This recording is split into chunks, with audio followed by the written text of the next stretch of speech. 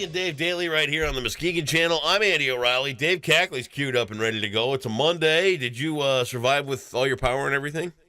Yeah, I didn't have any issues. Did you have a hotel last night? There was a lot of no hotel. Okay. There's a lot of blowing, but not a lot of power outages. At least in my neck of the woods. Right. I was down in the studio most of the day yesterday working on some projects, and then last night our cable went out, so we didn't have cable or anything last night till way late. So did you just watch Netflix on your laptop or what? Well, if you don't have cable, you're not going to get your modem. Oh, that's right. Yeah. So no, we busted out some DVDs. What did we watch? You know what we watched actually last night that was kind of fun? What? The '94 version of Maverick. Oh, with Mel Gibson and Jodie Foster. Jodie Foster, and who was wasn't there a young guy in there too? Or was Mel James, Gibson? Yeah, Mel Gibson. A younger Mel Gibson. Right. Yes. No, I mean, it's fun. It's out west, and you're not thinking snow, and you're, right. It's just funny, kind of fun movie. So we got a kick out of that. Oh, good for you. Oh, caught I told you I was going to see the Van Halen tribute band. Oh, you do tell. Panama. Yeah, I thought. Now, see, I should have figured this beforehand. They didn't do any Sammy Hagar. In fact, the lead singer crapped all over Sammy at the beginning, which was ironic because if Sammy Hagar and David Lee Roth could have had a child, it would have been this guy. Really?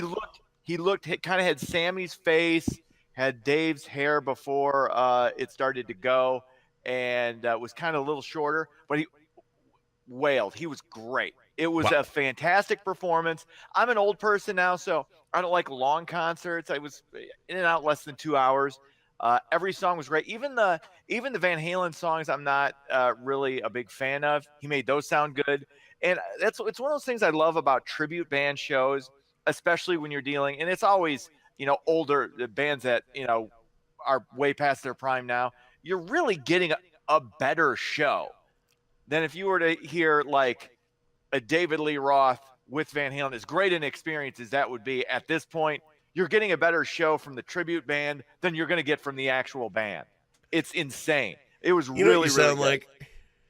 What? You sound like that kid in school when everybody shows up with new Reeboks, and you're standing there going, "These are K-Mart Krator Bombers, okay?" Yeah. Yes. Let me tell you all the pluses to having K-Mart Krator Bombers. Hey, perfect analogy. These shoes. Yeah. These shoes, I've gotten more compliments on these shoes than I've gotten on any shoes I've ever purchased. Target, $29. Look at you. Wow. I'm telling you. I love it. Give me tribute bands. Give me knockoff brand shoes at discount stores. Give me secondhand clothing. That's what you need. That's what you need to do. It's a better life. It's a better world, and it gets you economically minded. There you have it. Speaking of economics, you could have won $20 over the weekend. I could have. We'll get into that a little later. All right. Let's dig into the deep stuff, though. The Pope and other Catholic leaders concluded their conference on sex abuse on Sunday. Pope Francis declared an all-out war against the abuse of minors. However, the church did not outline any specifics on how they planned to combat that abuse, but they're against it. So that's good. Thank you. I don't know what I wanted to hear two words. Accomplished. I wanted to hear 2 words. Go ahead. Zero tolerance. Yes. Absolutely. I'm not typically not big on things like that, but when you're dealing with the abuse of young, and because here's the problem with that kind of abuse, and this is something that I don't think gets thought of enough, is those people go on to repeat the cycle. Yeah. Especially boys. Boys who get abused when they're young will go on and abuse somebody else in the same way. It's like clock. It's gonna happen. So you got to get a fix on this. You got to get a handle on it. Dude. If you don't. Last week they ran I think it was like a series of stories on TV8 about abuse in the Catholic Church. I'm not aware which TV8. I'm not aware of that channel. Of course not. But that's where they ran the story. There were 2 priests. They did a panel of pictures up of the priests from West Michigan that have been busted. Two Mhm. of them I've had direct contact with over the years. One Yeah. was the first priest I had at Assumption when I was a kid, Mhm. and then the second was a priest that we had up in Remus when we went there in the summers Yeah. over No, over I had. over the I think years. one.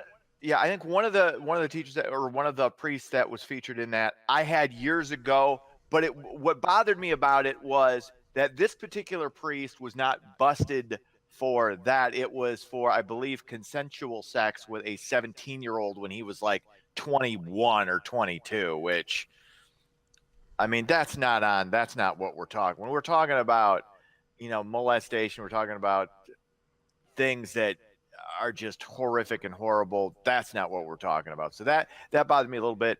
But yeah, it's one of those things that's got to come out. It's got to be brought to light, and you gotta talk about it, and you got to get rid of it. Yep. Absolutely. What else is going on? The Green Book took home Best Picture at the Oscars on Sunday. Didn't see it. Have no idea what it was about. Rami Malek won for Best Actor for his portrayal of Queen. Frontman Freddie Mercury in Bohemian Rhapsody. Didn't see it, heard it was pretty good, and just based on the previews, I couldn't tell the difference between him and Freddie Mercury. So, Well, glad he yeah, it won. was a stunning performance, and I have yet to see it as well, and I plan on it, but I hear good things. And then some chick who I've never heard of won Best Actress for The Favorite, which I didn't see. One reason I didn't see it is because they misspelled favorite. Oh, I don't like it when they mess around with words yes, you and can't they do that. spell them wrong. But I will say this because I didn't see any of the Oscars, but I did go on YouTube, and I recommend everybody doing this. Go on YouTube, check out the duet performed by Bradley Cooper and Lady Gaga. I haven't seen The Star Is Born. I totally intend to see that movie, but it was phenomenal. Yeah. It was so good. If they could have just made the Oscars 4 minutes long and made it that duet, it would have been the greatest Oscars ever. Because it was, this is the way I feel about Bradley Cooper. I'm the furthest thing from gay. The furthest thing from gay. I have incredible track record. I see that gleam in your eye. We're not going to talk about that night at the Orbit Room. We're still not sure what that was yet. But you're going to pause if you're in every guy when it comes to Bradley Cooper, because he's so unbelievably good looking, you're going to pause. You're going to take a beat. But no, it still wouldn't. No. But Bradley Cooper is, without question, the most talented man on planet Earth. Act, can sing, can direct. He's funny, and he's incredibly good looking. So, I mean, he destroys Justin Timberlake. I used to think it was Justin Timberlake. Now it's Bradley Cooper. And yeah, you're going to pause. You got a little man crush a man going on. with an unblemished record of heterosexuality. You got a little man crush. I got yes. Okay. I'm not going to say I'm gay for Bradley Cooper. I'm just going to say incredibly talented, unbelievable dude, and I would like to be best friends with him. I think it would be awesome. I'll make some calls. So there you go. Make some calls. See if you can get that happening. Huge fan of Bradley Cooper. So there you have it. Lady Gaga. Let me just say this about Lady Gaga too, because Star Is Born. It was it was a remake of the Barbara Streisand, Robert Redford movie. Barbara Streisand was not conventionally attractive. Lady Gaga, not conventionally attractive. I think she's hot. I got a thing for Lady Gaga. I do. There's something about her that's just wow. It was seriously, check that out on YouTube. You will not regret it. It was. You great. go Gaga over Gaga. I'm slightly yes. Okay.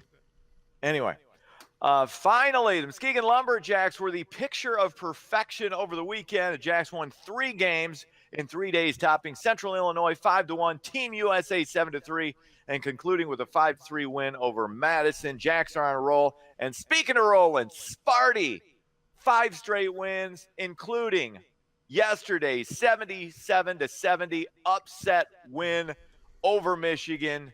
Despite being shorthanded, no Nick Ward, no Josh Langford, no problem. Cassius Winston, 28 points, 8 assists. Great team win for Michigan State. Michigan, if you're a Michigan fan, you know what? You ran into a buzzsaw there a little bit. You ran into a hot team, and you'll be fine come tourney time.